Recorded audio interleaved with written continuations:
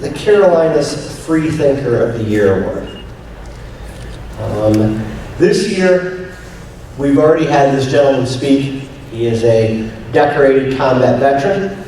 He retired from the Department of Defense, and he told his story earlier today about fighting the city of King over the Veterans Memorial. It was a very emotional speech. As a veteran myself, I appreciate the hard work for something like that. Fighting a city is not easy.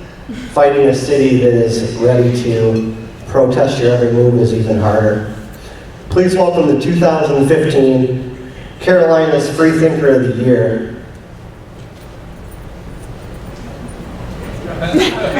Steve Hewett. Come on up.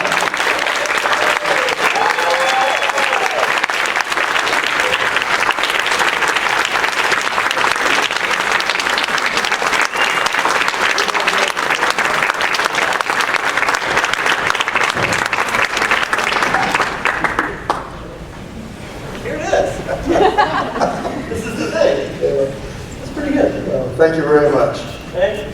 I was trying to build some suspense, but I went too long. It didn't land. Sorry about that. That's okay. It's like, what's his name? Yeah. I had an award. I knew your name. Thank you very much. I do want to let you know my wife was not able to be here. She was sick, but however, she is here on my cell phone. So she is on. We're doing FaceTime.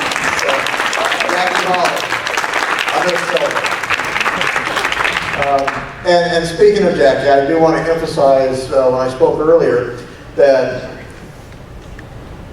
she was behind me during this entire time. She went through every bit of it as I went through it, and she went through it even more because she took a lot at school. From her fellow teachers and students. Now, one thing I did say earlier today was whenever they do Pledge of Allegiance in the morning. Well, after the flag issue came out, when the students got on there and said, "I pledge allegiance to the Christian flag," and then they said, "Oh, excuse me, the American flag." And so she went through a lot as well. So I thank my wife. She's every bit a part of this award as I am. I'd like to thank the Secular Society for honoring me with this. Sue Kusher, who voted for me. I guess there was a vote or a meeting on who they should give it to, and I do appreciate it, and I feel very honored. Earlier today, a gentleman called me his hero. And that's something I really kind of shy away from because I don't feel I am a hero. I'm just somebody who stood up for what I felt was right. You are a hero. Well, thank you.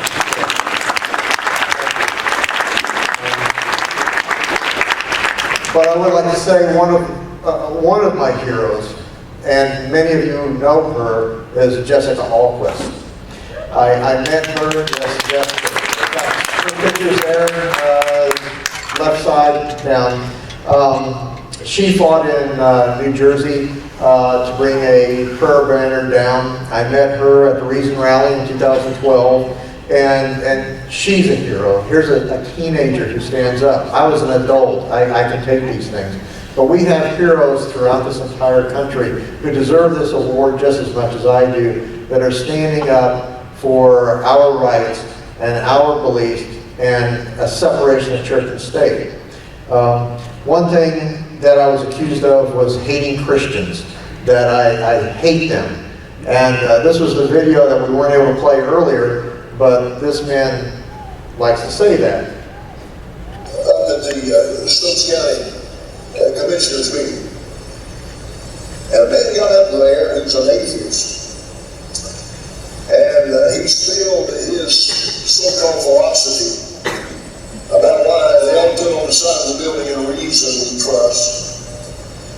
And here's a man that does not believe in God. He gets up there and quotes scripture out of context. And then just smiling back in the auditorium while some of us are up there speaking. And here's a man that hates any semblance of God or anyone associated with the Lord. I mean, it's very obvious. He got the Christian flag removed from Kenny, got the cross removed from Kenny.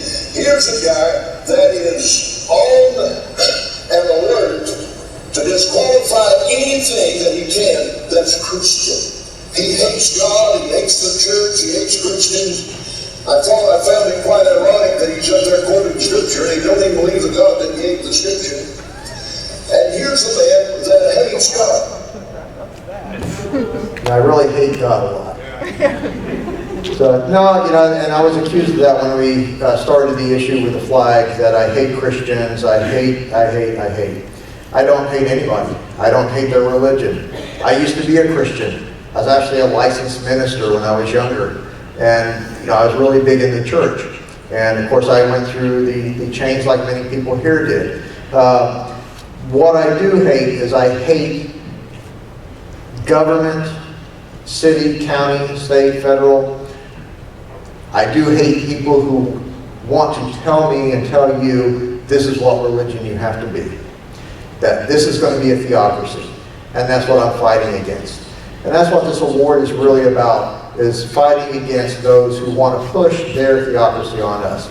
If you want to be a Christian, fine, go for it. I don't care. You want to be Muslim, I don't care. Whatever religion you want to be, I fought in Afghanistan for freedom of religion, and that means everybody's freedom. Everybody.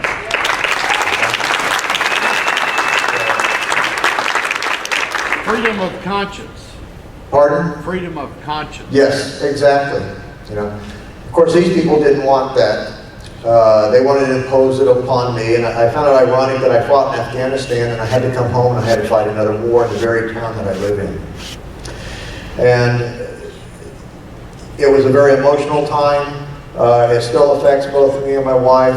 We're still living in repercussions from it. But I was asked, would you do this again? Oh, hell yeah. In a heartbeat. I might do things a little differently, but I would still do it.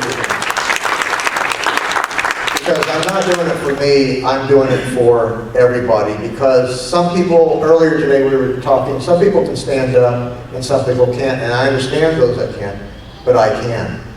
And I'm still doing that now. I'm still fighting our city. I'm still fighting the county. They're doing sectarian prayer. I put in a petition that I could give an invocation. I was turned down and said, we deny your request. Well, why am I denied? Well, we don't have a policy that covers it. Well, you damn well better get one real quick. The Americans United for Separation of Church and State has stepped in. They've written the letters, and the city and the county both have said, well, we're writing the policy. Well, that was 4 months ago. How long does it take you to write a policy? Okay. But they want to keep saying in Jesus' name at all their meetings. Well, this is going to be my life's mission. I'm not going to stop.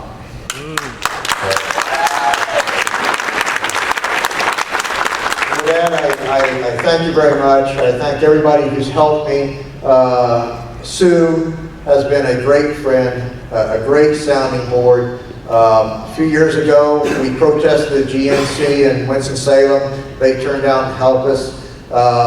Sometimes I start getting a little bit out of hand, and Sue says, hey, you need to kind of bring it down a little bit. Great person. Triangle 3 Thought Society was there when I needed them. I thought I was all alone, like they said earlier about people calling in and saying, I didn't know anybody was there. I didn't know anybody was there.